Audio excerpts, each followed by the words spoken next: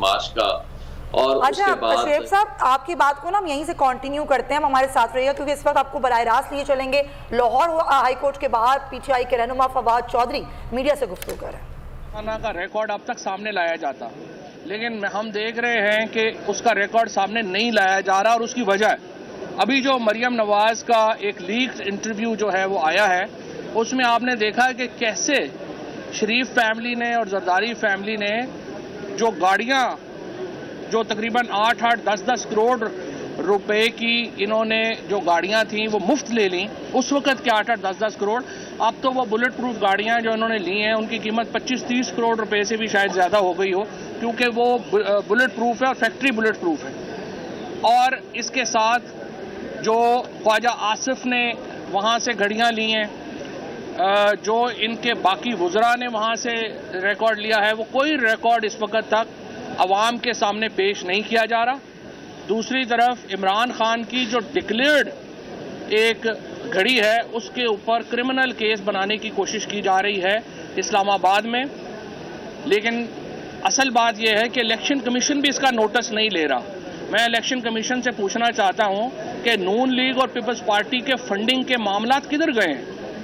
جو Peoples party نے اپنی فنڈنگ میں لکھا ہے کہ ہمارے پاس کوئی ڈاکومنٹ ہی نہیں ہے, کیا صرف تحریک انصاف کی فنڈنگ کا اوپر آپ کا مسئلہ ہے؟ پیپلز پارٹی کی فنڈنگ کے اوپر آپ کیوں نہیں چل رہے؟ جو 1 ارب روپے کے لگ بھگ مسلم لیگ نون نے اپنی میڈیا کیمپین پہ خرچ کیا, وہ فنڈنگ کہاں سے آئی؟ بے نظیر بھٹو نے تو پہلے الزام لگایا تھا کہ وہ فنڈنگ اسامہ بن لادن نے دی تھی نواز شریف کو الیکشن لڑنے کے لیے. یہ نواز شریف اور P M L N they are seeking funding from international terrorist organizations. یہ بڑا سیریس offense ہے, اور لگ یوں رہا ہے کہ الیکشن کمیشن نون لیگ کی فنڈنگ کا جو معاملات ہیں ان کو چھپانا چاہ رہا ہے. الیکشن کمیشن اس فنڈنگ کے معاملات کو سامنے اس لیے نہیں لانا چاہ رہا کہ پی ایم ایل این کی جو فنڈنگ ہے اس کو انٹرنیشنل ٹیررسٹ آرگنائزیشنز میں سے حصہ ملا ہے, اور یہ میں سمجھتا ہوں کہ بہت ہی ایک خطرناک بات ہے, اور الیکشن کمیشن کو پیپلز پارٹی اور نون لیگ کی فنڈنگ کے معاملات سامنے رکھنے چاہیے. دوسرا اہم مسئلہ جس کے اوپر میں بات کرنا چاہتا ہوں وہ کراچی میں جب 95% سینسز یا مردم شماری مکمل ہو گئی ہے, تو اب ہم دیکھ رہے ہیں کہ حیدرآباد اور کراچی کی آبادی میں اس مردم شماری جو ایم کیو ایم کے مطالبے پر ہو رہی ہے اس کے بعد صرف 29 لاکھ کا فرق رہ گیا ہے. یعنی حیدرآباد کی آبادی اور کراچی کی آبادی میں صرف 29 لاکھ کا فرق رہ گیا ہے. اس سے آپ اندازہ لگا سکتے ہیں کہ یہ سینسز, یہ مردم شماری جس میں 45 ارب روپیہ خرچ کیا گیا ہے, یہ کتنی شفاف اور ٹرانسپیرنٹ ہے. ایم کیو ایم کی لیڈرشپ کے اوپر کراچی کے لوگ جو ہیں ان کو اس کا احتساب کرنا چاہیے. جس طرح یہ 5-6 وزیروں نے اپنے آپ کو بیچا ہے پیپلز پارٹی کے آگے اور کراچی کے عوام کے حقوق کو پامال کیا ہے, اس مردم شماری میں کراچی کی آبادی 20 لاکھ کم ہو گئی ہے پچھلی 2017 کی مردم شماری سے. صرف 5 سال میں 2 ملین لوگ کراچی میں کم ہو گئے ہیں, اور کراچی کی اس کا مطلب یہ ہے کہ کم از کم 2 نشستیں جو ہیں وہ قومی اسمبلی میں کم ہو جائیں گی اگر اس مردم شماری کے اوپر آپ گئے. تو میں پاکستان تحریک انصاف کی طرف سے اور تحریک انصاف خصوصاً جو ہمارا کراچی کا ونگ ہے اس کی طرف سے اس کی شدید مذمت کرتا ہوں, اور کراچی کے عوام کو یہ یقین دلانا چاہتے ہیں ہم کہ ہم ان کے ساتھ کھڑے ہیں, ہم آپ کے حقوق کی لڑائی لڑیں گے. ایم کیو ایم کے 5-6 وزیر بک بھی جائیں تو اب اس کا فرق نہیں پڑتا. یہ جو بکے ہوئے ہیں ان کی کوئی آواز کی حیثیت نہیں ہے. انشاءاللہ عمران خان کا کراچی عمران خان کا شہر تھا, سندھ عمران خان کا ہے, اور ہم ایک وفاقی پارٹی کی حیثیت سے تمام اکائیوں کی اور تمام شہروں کے حقوق کی حفاظت کریں گے انشاءاللہ.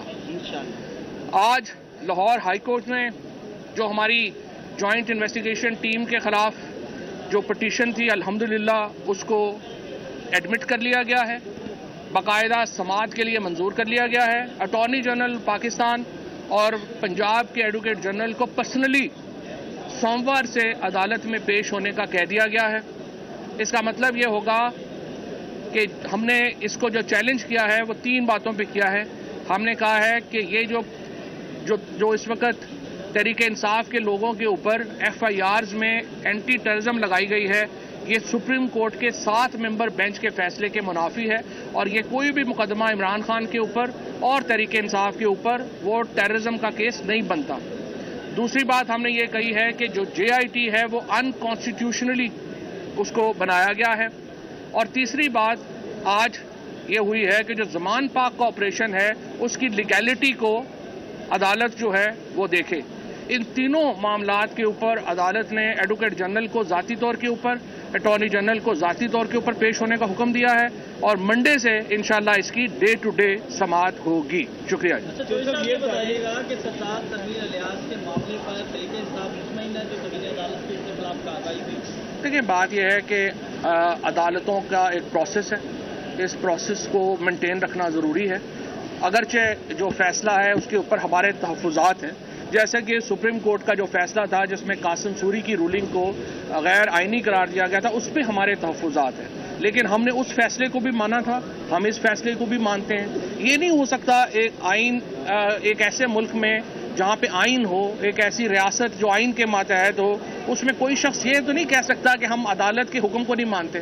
जाहिर है आपने प्रोसेस शुरू करना है। हम कोई नून लीग तो नहीं है, हम पीपल्स पार्टी तो नहीं है जो कहें कि हम सुप्रीम कोर्ट को भी नहीं मानते, हम आइन को भी नहीं मानते, और जो हमारा है वो हमारा है और जो साहब आपका है वो भी हमारा है। ये वाली पार्टियां जो है ना, ये इनका मसला है। हम तो ज़ाहिर है प्रोसेस उसको फॉलो करेंगे। इंतखाबात ना कराने को किसकी राजी देखते हैं? लेकिन ये इंतखाबात ना कराने के ऊपर जो पिछला हुक्म है उसमें 3 चीज़ें हैं।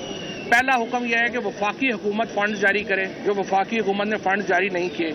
आर्टिकल 90 के तहत वफाकी हुकूमत का मतलब है वज़ीर आज़म और काबीना। लिहाजा इस हुक्म की जो हुक्म अदूली है उसके नतीजे में वज़ीर आज़म और काबीना नाअहल होगी, जो कि वफाकी काबीना है। उसके बाद दूसरा हुक्म था IG पंजाब और चीफ सेक्रेटरी को कि आप इसका सिक्योरिटी प्लान दें। अब हमें नहीं पता कि उन्होंने सिक्योरिटी प्लान दिया है या नहीं दिया। अगर चीफ सेक्रेटरी ने और IG ने सिक्योरिटी प्लान नहीं दिया तो उनके खिलाफ कार्रवाई होगी। तीसरा प्लान था कि सेक्रेटरी डिफेंस जो हैं वो अपनी सिक्योरिटी प्रोविजंस दें। अब अगर उन्होंने सेक्रेटरी डिफेंस ने नहीं दी तो फिर उनके खिलाफ कार्रवाई होगी। ये बताइएगा कि जिस तरह वज़ीर-ए-आज़म आज़ाद कश्मीर को कबीले अदालत में घर जाना पड़ा है, इसी तरह सुप्रीम कोर्ट की जो फैसला है अगर मौजूदा हुकूमत उस पर अमल दरामद नहीं करती तो क्या ये भी घर जा सकता है? देखिए, उसकी वजह यह है कि अगर दो ही सूरतें हैं, या तो इलेक्शन होंगे या वज़ीर आज़म और काबीना घर जाएगी, और अगर घर नहीं जाती तो फिर तीसरा सिर्फ यह है कि सुप्रीम कोर्ट बतौर इदारा ख़त्म हो जाएगा। Supreme Court will cease to exist as an institution अगर अपने अहकामात पे अमल दरामद नहीं करा सकती। तो फिर तो देखें ना, अभी भी आप देखें क्या हालात हैं।